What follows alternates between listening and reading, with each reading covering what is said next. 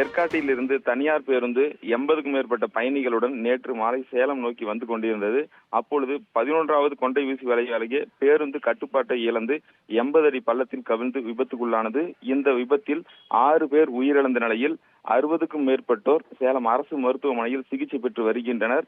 இந்த கோர விபத்தின் எதிரொலியாக சேலம் மாவட்ட ஆட்சியர் பல்வேறு கட்டுப்பாடுகளை ஏற்காட்டிற்கு வரும் சுற்றுலா பயணிகளுக்கு விதித்துள்ளார். குறிப்பாக மலைப்பாதைகளில் வாகனங்களை 30 கிலோமீட்டர் வேகத்தில் மட்டும்தான் இயக்க வேண்டும். மேலும் வாகன ஓட்டிகள் தீவிரமாக கண்காணித்து, அதாவது 30 கிலோமீட்டர் வேகத்திற்கு அதிகமாக வாகனங்களை இயக்கினால் அவர்களை கண்காணித்து கடும் நடவடிக்கை எடுக்கப்படும்.